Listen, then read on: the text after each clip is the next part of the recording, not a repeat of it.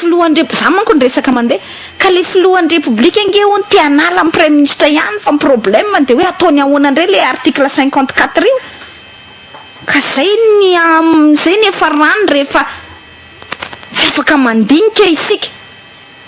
ary tsy afaka mandinika zany le mpiaradia amin'ny filohan'ny république ka tsy afaka manoro hevitra fa isika manoro hevitra tsy henona fa zay ny efa rano rehefa trany am-piandohana de diso lalana mikasika an'io fanindrena io article 54 mikasika ny fanindrena amin'ny premier ministre inona moa zavatra nitranga tamin'izany fotoana izany Benjamin Efson zavatra nitranga nge tamin'izany fotoana izany voaniainga tany amin'ny premier ministre Cool Roger tamin'ny fanindrena amin'ny premier ministre Cool Roger andao ampatsahivitsika ny tantara nandroso ny anarana tamin'izany fotoana izany ny vondrona ny toko mapara zay nanana ny maro anisa mivoaka avy amin'ny fifidianana majorité issue des élections de nanolotra ny anarany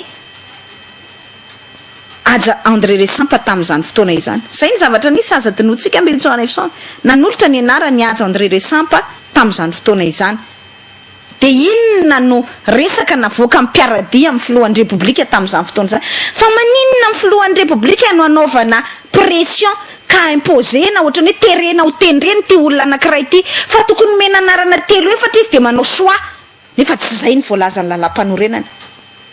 teo tsika volana janvier 2014 era Jonar Mampianina no nanao fianianana 12 janoary mois d'avril tsika vao tafapetraka teo amin'ny toerany Andriamatoa premier ministre Cool Roger tamin'izany fotoana izany lany volana febroary lany volana mars isika tamin'izany fotoana izany zay vao natafapetraka ny premier ministre Cool Roger izay le fanasana ati-doha ataon'ny mpiaradia amin'ny filohan'ny république any filohan'ny république izay any hoe sasany le tompo mena kely ny ati-dohan'Andriamatoa Era Jonar Mampianina enao nke monsieur le président vous êtes le président ka rehefa enao président aseho izay ma-président anao zay aza manaiky anaovan'olona tsindritsindry sy imposen'olona zany tsy misy olona manao tsindritsindry anao fa ny lalam-panorenana no mibaiko an'izay de ajao le lalam-panorenana efa voan'izay tsika tamin'ny janvier 2014 voan'izay tsika tamin'ny premier ministre Jean Ravelonarivo de mbola ho voan'izay ndray ty fa andehanao fanendrena premier ministre vaovao zay ary manamarina ny famakafakatsika tamin'izany fotoana izany Benjamin Efson zay ary rehefa trany am-piandohana de tsy nahatsainy io lalam-panorenana io Benjamin Efson de ity indray ianao zao de miverina indray zay zava-misy zay andeha mampisalasala le filohan'ny république nge de zao hoe izara le olona ho tendreny eo amin'le toerana ma-premier ministre raha nala amin'ny premier ministre Jean Ravelonarivo zany ny débat mipetraka amin'izao fotoana izao akoatran'le hoe miady izy ny premier ministre sy ny filohan'ny république efa tena hitanao maso hoe tsy mifankahazo mihitsy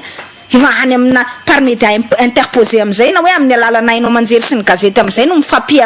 misatake zany mifampiantsy zany na mandefa koa mifampitifitra angamba nazo ilazana akoatran'iny zany efa problème anankiray endrasana ny fandraisana ndraikitra ny filohan'ny république fa misy véritable dilemme ihany koa zay tsy maintsy atrehan'ny filohan'ny république ka hitenenana indray de nizao mbola averiko ihany hoe ampitiavana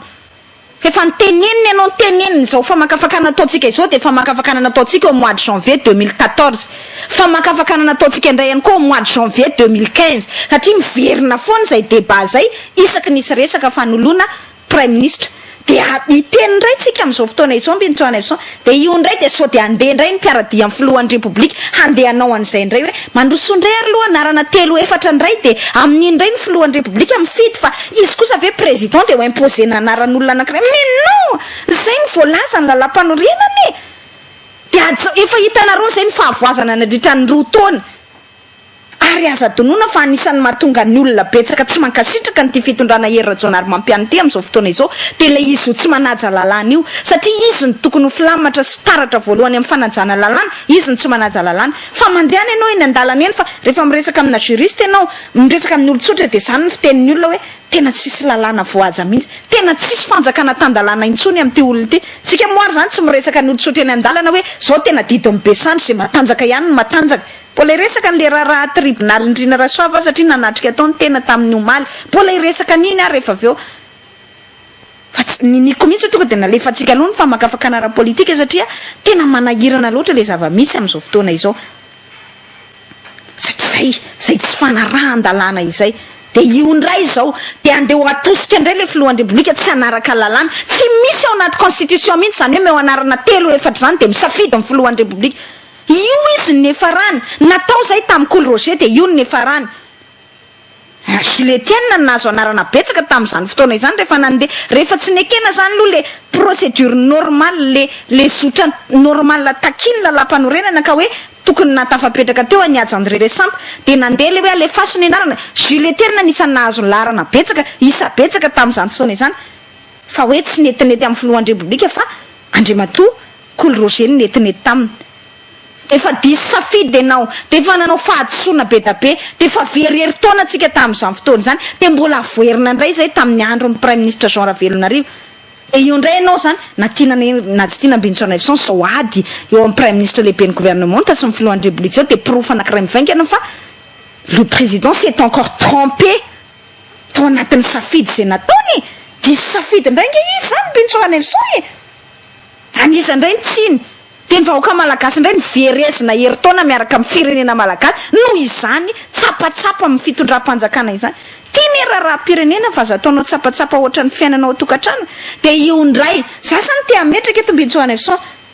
alefaso ny solombavam-bahoaka satria manko novain'ny HCC le fomba nanaovana anazy de efa ndao ary zany atao hoe ny jurisprudence andraisany fitsarana avy mbola lampanorenana de nametrahany fitsarana avy mbola lampanorenana fa ilay majorité takiny eo anivon'ny parlement io ony de tsy majorité mivoaka tamina élection hoe parti zay nahazo député betsaka intsony ohatrany fahita amina régime semi parlementaire rehetra na parlementaire rehetra manerana an'izao tontolo zao fa resaka majorité ana taremarika fotsiny zany ka hoe rehefa zay mahazo taremarika betsaka indrindra araka ny tenin'ny filoha tamin'izany fotoana zany 9 safira ozy ny lazainy fa nanolotra ny Jean Ravelonarivo 9 safira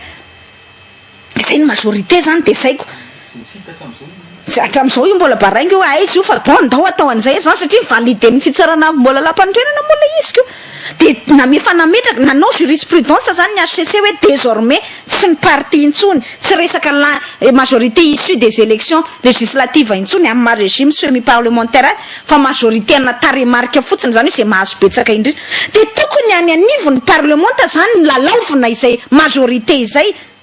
asa raha azotsika zany tiako teny fa tsy hoe ny filohan'ny république nandeha maritra hoe tianytiako mais non Benjamin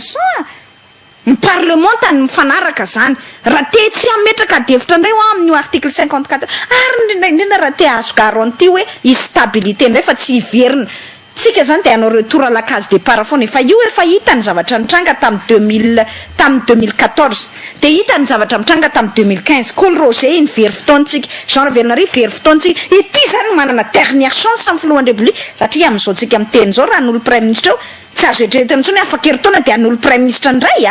fa tsy maintsy prime ministre andeha jusqu'en 2018 ou prime ministre Oslo apetraka eo de pour une fois mba manana ultime chance zany ianao Andriamatoa filoha hanajanao ny lalam-panorenana ialanao amin'izay le hoe adevitra fahatantaniny 550 zay animba firenena zay ary indrindra azahoanao garantie na stabilité apetrako zany zay adevitra zay de andanany de tokony zay ny lojika ny parlementaire no manapa-kevitra miadevitra mihitsy zany hoe iza ny mahazo iza manana ny majorité ao anatin'izay Benjamin any zany le tiako resahana zany hoe tsy au niveau ny filohan'ny république mihitsy tsy au niveau ny mihitsy fa tsy hoe tsy au niveau ny ihany na hoe au niveau ny irery fa tena tsy au niveau ny mihitsy tsy anjara ny filohan'ny république zany ny manao soahana prime ministre fa soahana parlementaire io de avy am'izay ry manendry fotsiny izy zay ny voalazany io lalam-panorenana le président de la république nomme le premier ministre sur proposition zany hoe misy sosikevitra tsy hoe anarana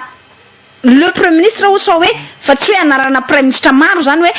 tsy misy an'izay hoe ny filohan'ny république zay ny andeny 750 lalam-panorenana ny filohan'ny république de misafidy tsy misy an'izay hoe le président de la république choisit le premier ministre parmi une liste proposée par les parlementaires majoritaires efa hovaitsika mihitsy manko ny terme le constitution am'izao araka le nambarany le HCC ny HCC nangeny te hanovana io ataovy majorité fa de mba hoe zay zany jurisprudence aloha de tsika zany mba hoe légaliste ataontsika anaty guillemets fa tsy le légaliste afafirony fa légaliste véritable légaliste ny mametraka zany tsika hoe zay ary zany jurisprudence nataon'ny HCC zay zany lecture nomeny le lalam-panorenany na de fa mazava ary io hoe lecture application sy interprétation stricto sensu de zay ary aloha zany nambarany de ndao eketsika zany zay fa tsy misy zay terme na lalam-panorenana novaiko zay hoe choisi parmi une liste tsisy an'izany fa nomme le premier ministre atolotry ny parlement de andanany amin'ny parlement ta manao ady boaty mialatsiny am'le fitenenana eno andanany amin'ny parlement ta mifanjinja de ampiasaony HVM de ao fa zay anarana miteny se dégagé ao amin'ny parlement ta iny ny tendren'ny filohan'ny république milamintsika tsisy adefitra ny article 54 rehefa mipotra vao anivon'ny parlement ta ny anarana anankiray zay mety misafidy izy amin'ny anarana be de be manko ny anarana mandeha amin'izao fotoana zao Parrain Auguste Olivier Mahafaly torameny tena moa am'le oadray ny ministre ny aty tany izay voapirofony be sy ny maro aloha ny ataontsika tsy fombiazany tamin'ny lafiny maro io zany mbola adefitra mipetraka daholo zany mialatsiny koa fa tena le izy hoe tsy efa nanao ny preuve ny ve tamin'ny limite na ny fetrany ity mpikambana sasasana ao anaty gouvernement voatonotondreo tahaka an'izany Olivier Mahafaly zany ty mbola inona ihany zany titsika mipetraka ao anatin'le mandeha manko zany anara zany Olivier Mahafaly Parrain Auguste gaga ny tena am'le Parrain Auguste tsy hitanao zany teto amin'ny firenena eo nanao inona député zany de nanao ambassadeur Marc Ravalomanana zany de tany mbola tsy heninao tao anatin'izay vanim-potoana lava zay mba nitondra inona teto amin'ny firenena zany Parrain Auguste de hoe izy ony zany mba tena te ho tendrena sy tianao apetraka anatin'izany premier ministre zany zay manko any tiako tenenina le alao izy se piégé any le fitondram-panjakana amin'izao fotoana zao heveriny famoramora manko ny zany zany rehetrarehetra any de mba mipetraka daholo zany izy koa misy anarana be da be mivezivezy ao mbitsonany am'sao fa tiatsika tenenina de hoe reny olona rehetra reny asay vo misafidy ny parlement de zay ampiasao ny HVM nareo zao ny fomba ampiasainareo ny HVM nareo ange tsy marina mihitsy ange filazana ka ho terena zany ny filohan'ny republika anendry olona tsy tiany da zay manao lobbyna any amin'ny HVM misy ny HVM nareo nge lazainareo fa maro anisa lazain'ny filoha fa manana valopolo izy eny amin'ny assemblée ka le valopolo reo asaina manendry anarana olona anankiray de am'izay sady mahazo légitimité parlementaire no eken'ny filohan'ny republika efa toroakevitra fa tsy miheno fa tsy hoe ndray hoe tsy misy lalam-panorenana mametraka an'izany misafidy anaran'olona telo zany ny filohan'ny republika tsy misy ka aza terena tao an'izay le izy fa manjary aty ampiandohana indray de fa mitafy tsy fanarahan-dalàna zay fanendrena premier ministre vaovao eo de zay hanaraka azy hatrany amin'ny fitantana indray de ohatran'izao iainantsika zao indray nefa rany inona momba ny Evarson zao iainantsika zao very taona mahery indray tsika niaraka tamin'ny premier ministre Jean Ravelonarivo satria le fomba fanendrena azy de fa adevitra very taona isika niaraka tamin'ny premier ministre Cool Roger satria ny fomba nanendrena azy de adevitra zany akoatran'le resaka hoe compétence sy ny sisa efa nresahako ela tamin'ny talata zany zavatra apetrako zany sy hoe olona mba miomana ao anatin'le resaka premier ministre sy le hoe hitantana gouvernement fa ty indray zany tena tiako insistena indray de ity tompo mena kely eo anivon'ny présidence ty indray zay mametraka an'izany hoe meo anarana telo efatra ho ny filohan'ny republika de misafidy tsy misy an'izany ao anatin'ny constitution